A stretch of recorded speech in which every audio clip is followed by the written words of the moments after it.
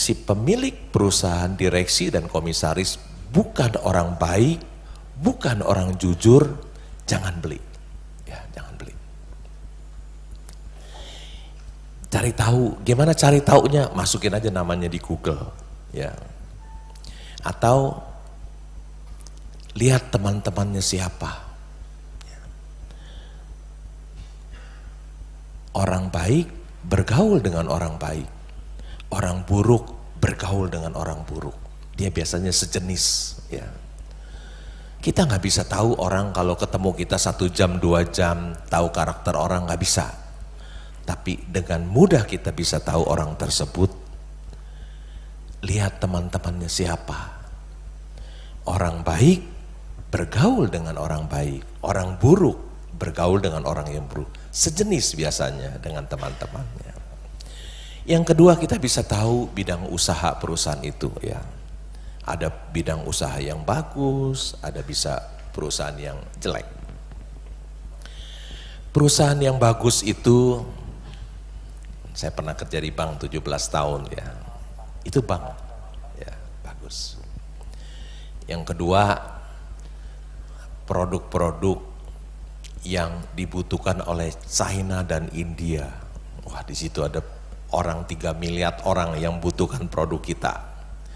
Tapi jangan punya usaha yang buruk. Usaha yang buruk itu apa? Yang harus bersaing dengan produk-produk China yang murah. Celaka, ya, celaka. Ya. Jadi kita harus beli perusahaan-perusahaan yang dibutuhkan oleh mereka. China dan India, di situ ada 3 miliar orang yang membutuhkan produk kita. Yang ketiga, lihat perusahaannya labanya berapa. Ada perusahaannya berapa, perusahaan yang rugi jangan beli, perusahaan yang untung kecil jangan beli. Belilah perusahaan yang untungnya besar, ya. Tadi salah satu pengurus Kadin dia bilang, wah dia beli 4 bank besar.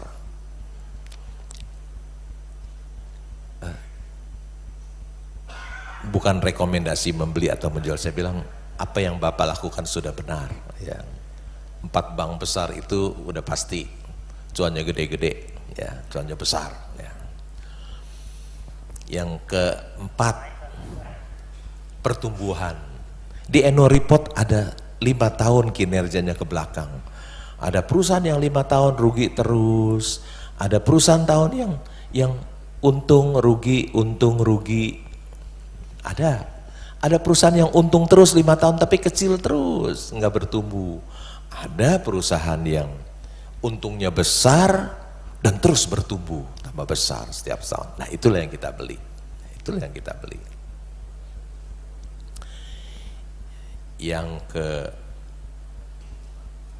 ke-5, valuasi. Jadi kita tahu nih nilai buku per sahamnya berapa, price earning ratio-nya berapa. Di annual report kita lihat, baca laporan keuangannya, penjualannya berapa, labanya berapa, net profit marginnya berapa, laba per sahamnya berapa, nilai buku per sahamnya berapa, hutangnya berapa, uangnya di kas ada berapa, semua kita tahu.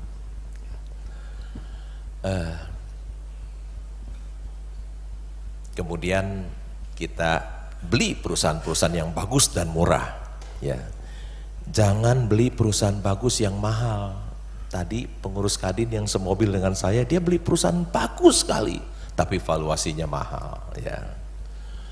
Saya punya kriteria, rumus angka 9 dari saya, rumus yang dalam ilmu ketidakpastian, ya. 1, rumus angka 9, belilah saham-saham perusahaan yang price earning ratio-nya maksimum 9 kali, price to book-nya maksimum 1 kali, ya. Aman kita kalau beli perusahaan yang rendah-rendah seperti itu. Yang terakhir, yang ke-6, lihat dividen yield-nya berapa. Ya. Ada dividen yield yang 10% mungkin, dia lebih tinggi dari bunga deposito yang 6% dipotong dengan pajak 20% tinggal 4,8. Tapi ada dividen yield di perusahaan publik yang 10%, bahkan ada yang lebih juga, ada dividen yield. lumayan dapat dividen. Dividen adalah uang tunggu buat seorang investor, ya. Tapi saya memang pencari capital gain, tapi dividen pun saya senang kalau dapat dividen yang besar. Nikmat juga sebagai uang tunggu buat saya, ya. Next.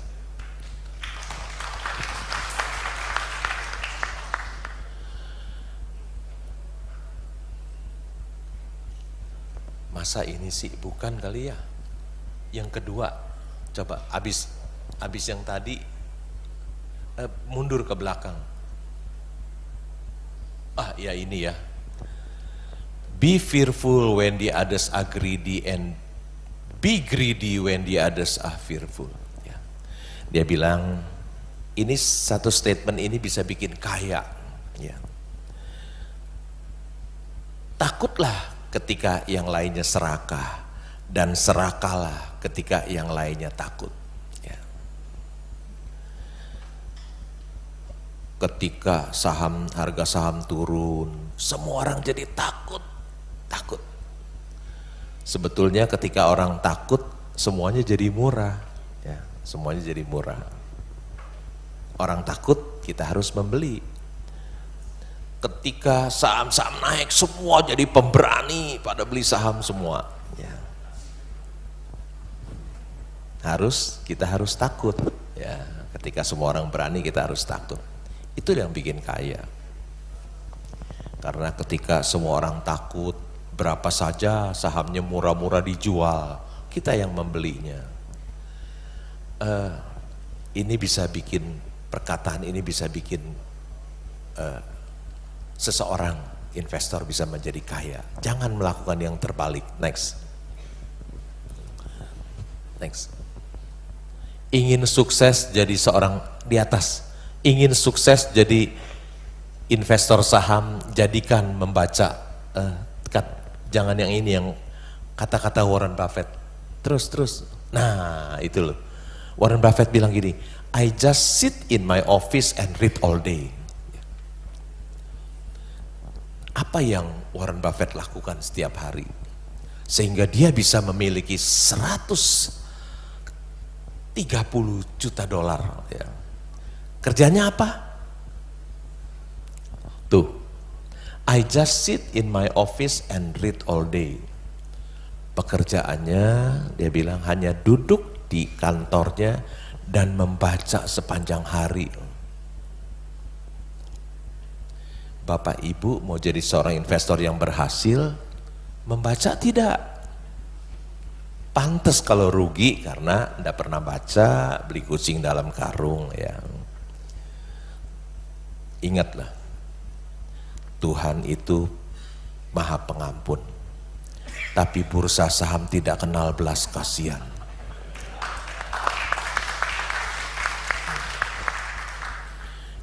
Bursa tidak pernah memberi ampun kepada orang yang tidak tahu apa yang dia beli. Ya.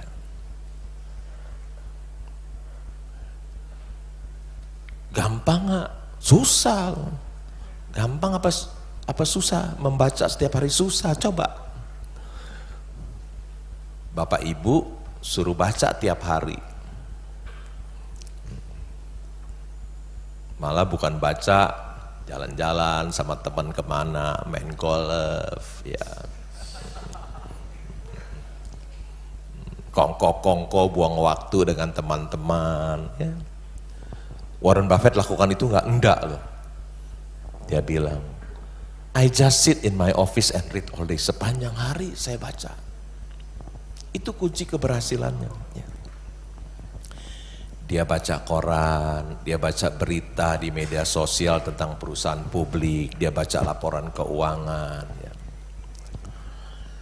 Itu pun yang saya lakukan setiap hari. Ya. Saya pagi jam 6 saya bangun tidur, sampai jam 9 saya membaca dan berpikir. Saya baca koran, saya masih langganan koran loh, 4, masih bayar sebulan 940.000, mungkin Bapak Ibu tidak baca koran lagi, ya baca berita aja gratis di media sosial. Karena udah tanggung baca koran sudah 40 tahun, masa berhenti, terus aja bacalah. baca laporan keuangan, baca berita di media sosial, berita perusahaan publik, bukan berita yang lain ya. Jam 9 sampai jam 4.15 saya biasanya melakukan investasi. Kalau ada perusahaan bagus dan murah, saya membelinya di rumah ya. Work from home 26 tahun. Bapak Ibu belum work from home, saya udah duluan ya, 26 tahun.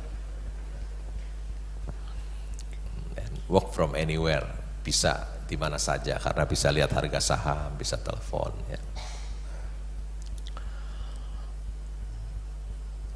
Jam 9 sampai jam 4.15 saya membeli atau menjual saham saya, tapi biasanya beli terus, jarang jual, ya, nggak pernah jual.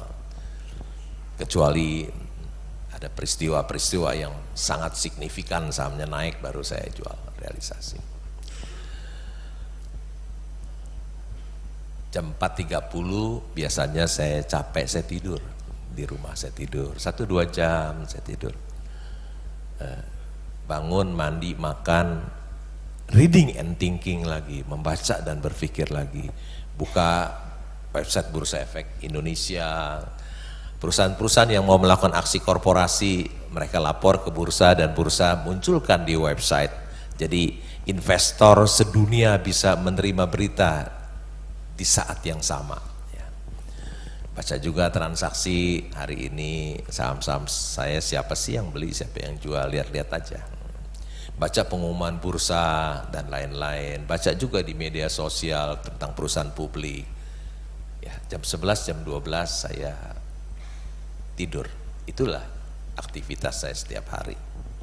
Jadi kalau Bapak Ibu ingin jadi seorang investor saham yang berhasil, membaca. Ya, membaca adalah kunci keberhasilan. Ya, bukan yang lain, bukan. Ya. Next.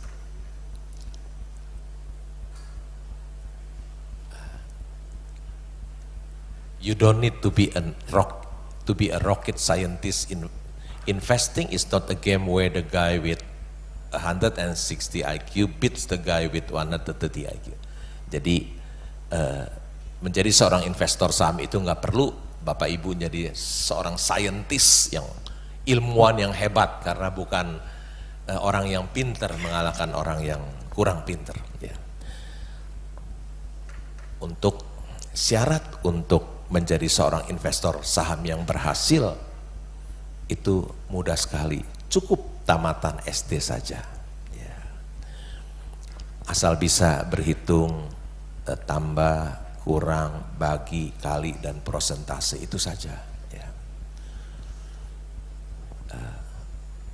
Berapa sih price earning ratio-nya, berapa sih price to book-nya, hanya perlu berhitung anak tamatan SD saja. Ya.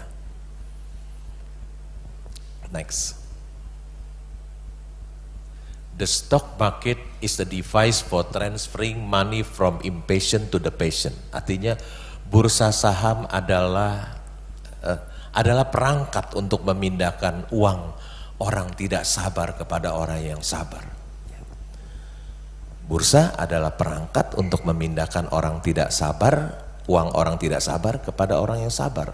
Jadi kalau Bapak Ibu orang yang tidak sabar, hartanya bisa pindah loh ke orang yang sabar melalui bursa, karena bursa itu perangkatnya. Ya.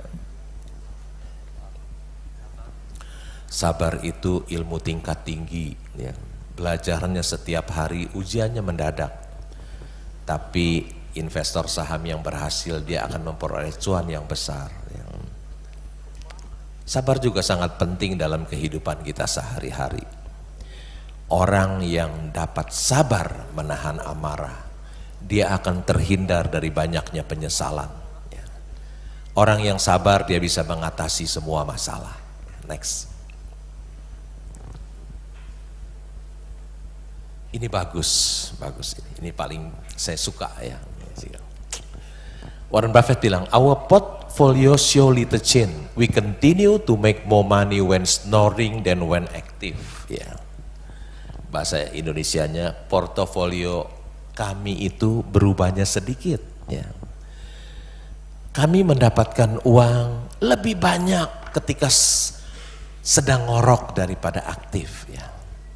Seorang investor harus demikian. Tapi Bapak seorang pengusaha nggak boleh, harus kerja keras dan kerja keras ya. Kerja keras, kerja cerdas, kerja keras, kerja cerdas, kerja cerdas. Seorang pengusaha harus demikian, kerja terus. Seorang investor nggak boleh kerja, ya nggak boleh. Kalau mau kaya harus ini. We continue to make more money when snoring than when active. Dia dapat uang lebih banyak ketika dia ngorok, dia tidur ngorok. Kenapa dia bisa dapat uang banyak ketika ngorok? Karena dia sudah mempunyai saham wonderful company. Dia sudah memiliki saham wonderful company. Orang yang sudah memiliki saham wonderful company, dia harus tidur. Kalau dia nggak tidur, dia terpancing emosi untuk jualan sahamnya. Ya, harus tidur. Dia akan kehilangan saham wonderful company. Ya. Orang yang nggak tidur, dia akan kehilangan saham wonderful company-nya. Karakteristik seorang investor saham. Sahamnya naik sedikit, nggak tahan, langsung dia jual, dia take profit. Kapan dia bisa jadi tahan nggak jual? Ketika sahamnya rugi. Dia akan jadi long term, dia nggak rela rugi. Dia bisa pegang sahamnya sampai titik darah penghabisan, sampai di listing dia bisa tahan. Tapi kalau sahamnya naik, nggak tahan dia. Aduh, badannya gemetar semua mau jualan. Itulah sebabnya seorang investor saham kalau sudah memiliki saham wonderful company harus tidur. Ya. Tapi kalau belum punya saham wonderful company nggak boleh tidur. Tidur tambah miskin. Ya. Tidur kalau punya saham wonderful company. Nggak punya saham wonderful company nggak boleh tidur, harus kerja keras. Kalau enggak tambah miskin. Ya. Investor saham harus tidur. Pengusaha Bapak harus kerja keras, kerja cerdas. Beda ya wirausaha, pengusaha dengan investor. Pengusaha harus kerja keras. Kalau enggak nanti perusahaannya nggak bisa bertumbuh, harus kerja keras. Malas-malasan nanti karyawannya ikut malas juga, ya kan, ikut bosnya, harus kerja keras.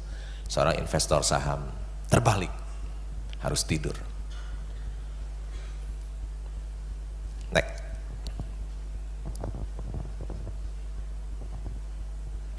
Ini ilmu tingkat tinggi. Semoga Bapak Ibu bisa mengerti pengusaha-pengusaha, ya ini sangat bagus sekali ilmu tingkat tinggi. Seorang investor saham, pengusaha yang kaya konglomerat belum tentu tahu ini. Ya, yang sederhana tapi ini ilmu tingkat tinggi dari seorang pengusaha, ya, investor. It is far better to buy a wonderful company at fair price than a fair company at a wonderful price. Ini ilmu tingkat tinggi seorang investor saham. Meskipun konglomerat yang kaya-kaya nggak punya ilmu ini. Lebih baik membeli wonderful company di harga yang wajar daripada membeli company yang biasa-biasa di harga yang murah. Ya. Ilmu tingkat tinggi ini. Banyak orang-orang kaya masih mengutin perusahaan jelek. Pungutin jelek, beli perusahaan jelek. Oh, nanti saya perbaiki jadi bagus. Ngomong gampang. Ngomong sangat mudah, melakukannya sulit sekali. Perusahaan jelek tetap jelek. Ya. You pakai Superman, Roba juga tetap perusahaan jelek, tetap jelek. You panggil deh Superman, suruh beresin perusahaan tekstil, garment gitu. Ya, enggak. Warren Buffett punya pengalaman buruk. Dia punya perusahaan yang tekstil, Berkshire Hathaway. Dia usahakan 20 tahun, dia mau berubah perusahaan jelek ini jadi bagus, nggak berhasil, tetap jelek. Akhirnya dia belajar dari partnernya yang sudah meninggal ketika usia 99 tahun, Charlie Munger. Ingetin dia, beli Wonderful Company aja, jangan perusahaan jelek dibungutin, perusahaan jelek dan murah, udah jangan dibeli deh. Lebih baik pegang Wonderful Company. Tapi banyak pengusaha kaya, saya liatin masih pungutin perusahaan jelek, dipungutin ya. Dia pikir dia Superman bisa merubah perusahaan jelek ini jadi bagus. Next, opportunities comes infrequently when it rains gold. Put out the bucket, not the timber. Kesempatan itu jarang ya terjadi. Ketika hujan emas, ambil ember yang besar, bukan gayung.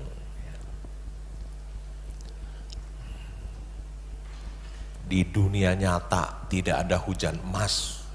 Di dunia nyata adanya hujan air. Di mana ada hujan emas? Di Bursa Efek Indonesia ada hujan emas di sana. Ketika Covid tahun 2020 harga saham semua turun. IHSG kita 3.900, sekarang 7.800 kali double ya. Ketika Covid datang, semua saham-saham bagus itu harganya murah. Ada Covid, dunia udah mau kayak kiamat, perusahaan nggak bisa bekerja, perusahaan pada jatuh harga sahamnya. Ya. Itulah hujan emas buat seorang investor saham. Ya. Ketika saham turun-turun itu adalah hujan emas bagi seorang saham. Dorong semuanya uang kita. Ya. Jangan belinya sedikit, naik sedikit terus dijual, nggak bisa kaya. Dorong semuanya. Sekarang jualnya. Ya. Ketika IHSG kita all time high, paling tinggi sekarang. Ya. Waktu Covid, saya punya uang cash banyak. Ya, kebetulan. Untung saya tahu kalau harga saham yang turun itu adalah peluang emas. Masuklah saya menjadi pemegang saham terbesar nomor 2 di Panin. Ya, lihat di annual report Panin Financial Holding Company Panin, holding company-nya Panin Daiichi, nomor 2 di situ.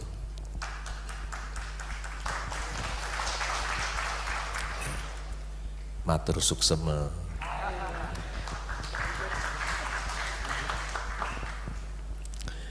Ketika Covid, nama saya muncul sebagai pemegang saham Gajah Tunggal terbesar nomor 3, pabrik ban terbesar di Asia Tenggara, munculnya ketika Covid.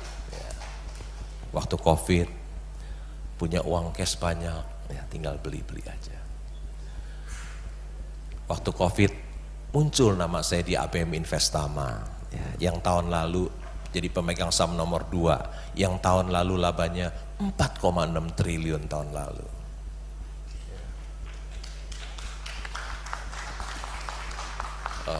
Banyak perusahaan-perusahaan. Muncul nama saya di Intiland. Ya. Kalau ke Jakarta ada TB Simatupang, ada Southwater itu punya Intiland. Kalau ke Pantai Mutiara, perusahaan yang melakukan reklamasi pertama di Indonesia, Pantai Mutiara. Kalau Bapak Ibu ke Surabaya ada perumahan namanya Geraha Family. Itu juga developernya Intiland. Di tengahnya ada lapangan golf. Orang-orang kaya di Surabaya pada tinggal di sana.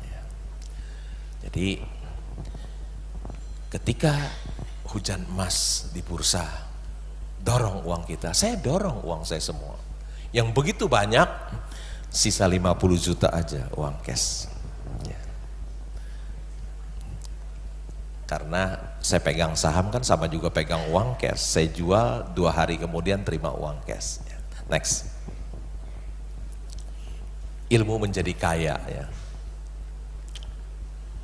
Risk comes from not knowing what you are doing. Resiko itu datang dari ketidaktahuan kita. Ya. Semua orang di dunia ini mengatakan saham itu high risk high gain. Ya. Semua orang di dunia ini. Ya. Tapi sebetulnya Warren Buffett bilang resiko itu datang dari ketidaktahuan kita. Seorang pakar, seorang yang jago, seorang yang hebat, dia bisa memilih saham-saham perusahaan yang low risk high gain. Tapi orang-orang baru, orang-orang awam yang baru masuk di bursa, dia bukan saja beli saham yang high risk high gain, tapi dia bisa membeli saham yang high risk low gain. Ya. Jadi sebetulnya resiko itu datang dari ketidaktahuan kita. Next. Diversification is protection against ignorance. It makes little sense if you know what you are doing. Diversifikasi adalah pelindungan terhadap ketidaktahuan. Ya. Sangat tidak masuk akal bagi orang yang tahu apa yang dia lakukan. Ya. Semua sekolah-sekolah bisnis di dunia mengajarkan diversifikasi. Pakar-pakar keuangan mengajarkan diversifikasi. Kalau kita harta kita taruh di properti 20%, di emas 20%, di saham 20%, deposito, obligasi dan lain, diversifikasi. Tapi orang yang tahu tidak bisa menjadikan dia orang yang diversifikasi. Dia jadi konsentrasi all out di satu. Ketika Bapak Ibu menemukan Mercy yang dijual harga bajai, Mercy yang dijual harga bajai di dunia nyata tidak ada, tapi di Bursa Efek Indonesia ada. Ya, ada. Banyak orang yang tidak tahu sahamnya Mercy harga bajai pun dijual, ya, karena ketidaktahuan, ketakutan. Kalau Bapak Ibu ketemu Mercy harga bajai, masa belinya sedikit? Dorong uang kita semuanya. Nggak mungkin kita melakukan diversifikasi. Kalau Bapak Ibu menemukan berlian yang dijual harga kerikil, masa diversifikasi? Enggak, dorong semua uang kita. Di bursa ada tuh, yang barang-barang yang salah harga. Di dunia nyata nggak ada. Selisih sedikit aja ada 1 juta orang yang akan membeli. Di bursa saham murah sekali, nggak ada yang tahu, nggak ada yang tahu, nggak ada yang berani beli juga. Ya. Next. Ini sama ya. Successful investing takes time, discipline and patience. Sukses berinvestasi itu memerlukan waktu, disiplin, dan kesabaran. Kemarin saya dengar siapa yang tanam pohon duren ya. Oh iya, yang rumahnya seperti istana ya. Dia tanam pohon duren ternyata 5 tahun saja masih belum berbuah, baru bunga-bunganya aja dia bilang tanamnya. Terus Bapak Ibu jadi investor saham, beli hari ini sore udah mau untung. Jangan. Investasi yang berhasil itu memerlukan waktu, it takes time ya. Tanam kelapa sawit juga butuh 4 tahun dia baru berbuah. Next. After all, you only find out who is swimming naked when the tide goes out. Ketika air surut baru tahu siapa yang berenang telanjang. Ketika ekonomi lagi bagus, semuanya juga bagus, cakep-cakep nih semuanya, cantik-cantik. Tapi ketika COVID datang, baru tahu orang yang baik dan yang buruk. Ujiannya di situ. Ketika air surut baru ketahuan. Ya. Oh, si A yang kelihatannya bagus gagal bayar, nggak bisa bayar. Si B gagal bayar, si C nggak bayar. Dia. Ya. Waktu bagus semuanya cakep-cakep, kelihatan bagus. Waktu susah ketika COVID baru ketahuan siapa yang berenang telanjang, siapa yang gagal bayar. Next. I am not interested in cars and my goal is to make people envious. Don't confuse the cost of living with the standard of living. Saya tidak tertarik dengan mobil, ya. Dan tujuan saya untuk tidak membuat orang iri. Ya. Waduh, masyarakat kita suka naik mobil mewah. Mobil mahal, mobil mewah, ya, supaya kelihatan kaya, bikin orang lain iri, kata orang, dia nggak mau bikin orang lain iri, ya. Suka pamer supaya kelihatan kaya, ya. Ingat loh, pamer bisa menimbulkan bencana karena akan timbul niat jahat dari orang lain kepada diri kita. Ya. Budaya pamer juga, naik mobil mewah. Ingat lu, mobil mewah depresiasinya besar. Tiap tahun nilainya turun. Akhirnya ujungnya jadi besi tua.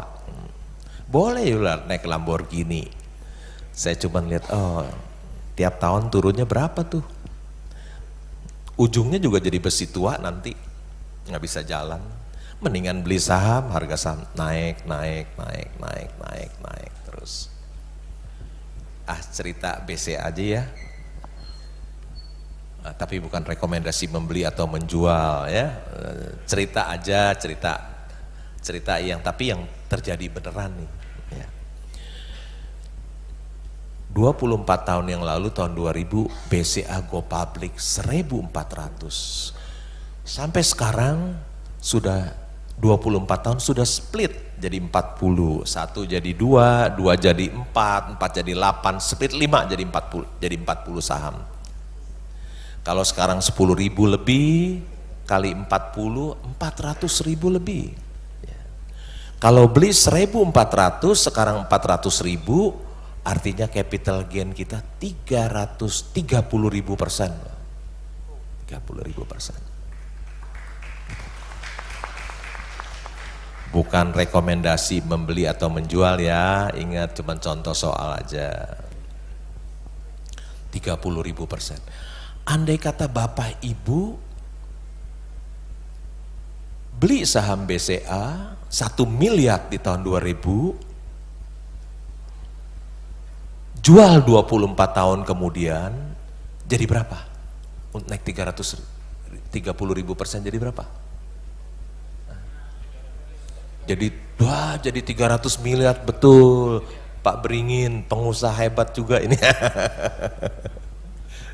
Betul Pak, beli 1 miliar, tidur aja, tidur. Nggak usah kerja keras loh, hanya tidur. Biar orang-orang BC aja yang kerja keras, tellernya lah, customer service semua, direksinya kerja keras. Kita investor tidur aja. Beli 1 miliar, 24 tahun kemudian jadi 300 miliar loh. Disuruh kerja keras sama BCA, enggak. Udah kamu tidur aja, sana bersenang-senang aja, yang kerja keras kita aja, kata orang BCA. Tapi hasilnya 1 miliar jadi 300 miliar loh hari ini. Yuk usaha, kerja keras tiap hari, belum tentu uangmu 1 miliar jadi 300 miliar, belum tentu. Belum tentu bisa menang sama bapak ibu yang kerja keras. Makanya saya lebih suka memilih jadi sleeping investor, karena hasil saya bisa lebih besar dari bapak ibu yang kerja keras. Karena saya punya saham wonderful company yang terus naik terus ya. Next. Ini satu juga bagus nih. Wall Street is the only place that people ride to in a Rolls Royce to get advice from those who take the subway. Wall Street itu bukan hanya Wall Street ya, di Bursa Efek Indonesia juga terjadi ya. Satu-satunya tempat orang naik Rolls Royce minta nasihat kepada orang yang naik subway. Orang kaya minta nasihat kepada orang miskin, orang yang belum kaya naik subway. Saya pernah tinggal di Wall Street loh. Di bawahnya ada subway. Saya masuk ke subway itu, keluar lagi saya takut. Biasa lihat subway di Singapura, di Hong Kong, di China semua bagus-bagus. Takut. Kenapa? Takut. Karena subway-nya sudah berdiri 100 tahun, 1 abad yang lalu udah pada karatan-karatan. Orang kaya ingin bertambah kaya, meminta nasihat daripada orang miskin yang naik subway. Berapa hari yang lalu, anak saya baru pulang dari San Francisco. Dia bilang dia naik subway, "Pak, masa Pak orang naik subway pada nggak bayar, pada loncat-loncat pagar semua." Waduh, orang Amerika tuh nggak disiplin bener ya. Lebih bagus Indonesia, semua bayar semua, nggak ada yang loncat pagar gitu ya. Oh, parah bener keadaan di sana. Di Indonesia juga banyak orang kaya meminta nasihat investasi sama orang miskin. Ya keliru lah, akhirnya habis duitnya. Kalau orang kaya mempercayakan uangnya untuk dikelola orang-orang yang belum kaya, ujungnya tragedi. Uangnya habis. Orang kaya harus belajar dari orang yang lebih kaya dari dia, baru bisa berhasil. Kalau Bapak Ibu ingin jadi orang yang kaya, harus belajar kepada orang yang kaya. Jangan belajar kepada orang yang belum kaya, keliru. Ya. Kalau Bapak ingin belajar menjadi orang kaya, lihat dulu orang itu udah kaya apa belum. Belum kaya aja mau ngajarin saya bilang. Next, udah waktunya udah mau habis ya. Udah terusin aja, sudah jam 12. Next.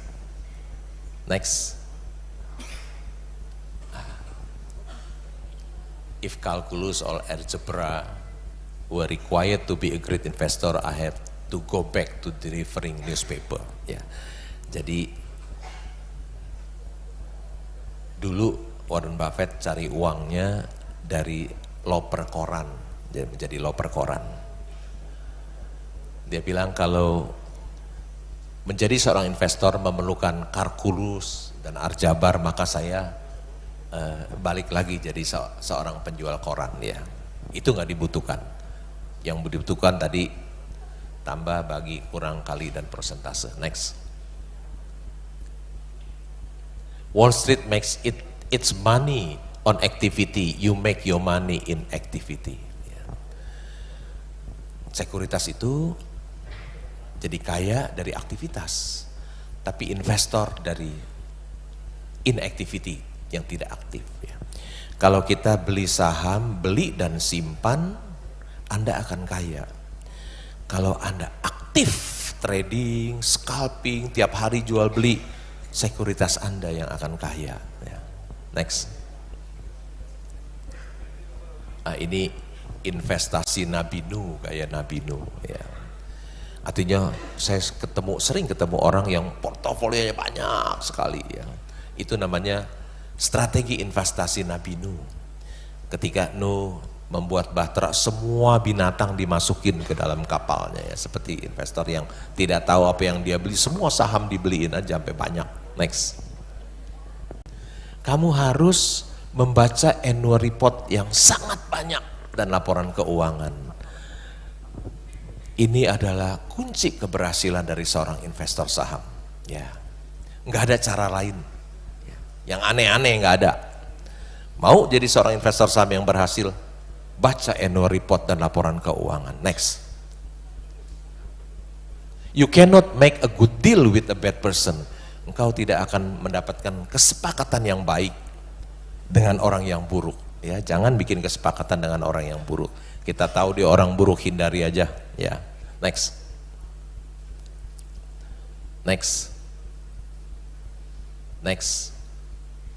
Nah, ini aja deh terakhir. Ya, Gokil, Warren Buffett cuan gede 1.720 triliun di Apple. Kakek-kakek umur 94 tahun masih bisa cuan 1.720 triliun dari beli saham Apple, disimpan, sahamnya naik cuan 1.720 triliun. Mau dagang apa ya yang bisa cuan 1.720 triliun? Buka kafe bisa nggak? Buka restoran bisa nggak cuan 1.200 triliun? Nggak bisa ya. Buka apa lagi? Buka restoran bakmi bisa nggak ya, dagang bakmi? Nggak bisa.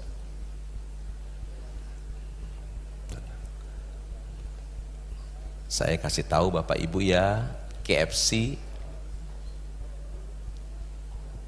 kalau tidak salah adalah rugi. Lihat laporan keuangannya. Mau buka restoran, 4 tahun rugi. Restoran gak sepi loh, rame.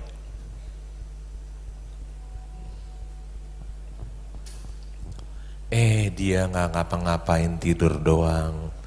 Jajuan 1.720 triliun. Enak ya jadi investor saham ya, sampai tua lagi masih bisa.